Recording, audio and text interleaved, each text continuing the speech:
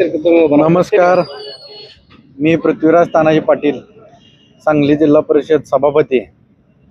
परवा दिनांक 12/5/2026 रोजी अध्यक्ष आदरणीय तानाजीराव पाटील यांच्या वाढदिवसानिमित्त सोनारसिद्ध नगर येथे भव्य दिव्य बैलगाडी शर्यत या ठिकाणी आयोजित केली आहे.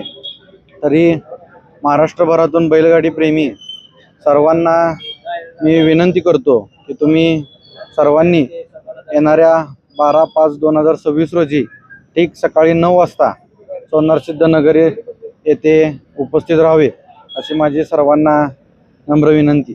काय काय सोयी मैदानामध्ये उपलब्ध केल्या?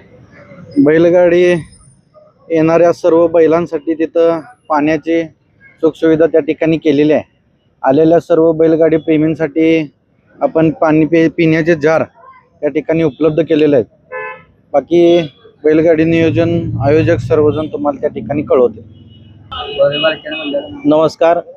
विकासाचा महामेरू मान्य श्री तानाजीराव पाटील अध्यक्ष यांच्या वाढदिवसानिमित्त आपण बैलगाड्या शर्यतीचं आयोजन केले आहे. तरी बक्षिसाचे स्वरूप म्हणले तर बैलगाड्या शर्यतीला शोभेल साजेल असं आपण बक्षिसाचं स्वरूप दिलेलं आहे. प्रथम बक्षीस आपलं 1,01,101 आहे. द्वितीय बक्षीस 75,101, तृतीय बक्षीस 51,101, चतुर्थ बक्षीस 31,101, पाचवं बक्षीस आहे 21,101, सहावं बक्षीस आहे 15,101 आणि सातवं बक्षीस आहे 11,101 आणि क्वार्टरसाठी आपण प्रत्येकी 2-2 हजाराचं असं बक्षीस ठेवलेलं आहे.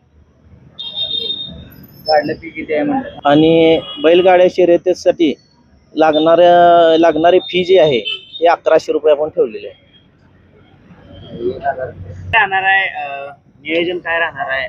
कसं असणार आहे मैदान? शेड्यूल काय? विचारा.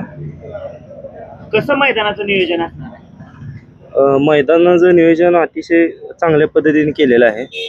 मैदानाची बैलगाड्या शर्यतीनिमित्त मैदानाची जी लांब धावणारा जी धावपट्टा आहे ते 900 फूट केलेला आहे आम्ही.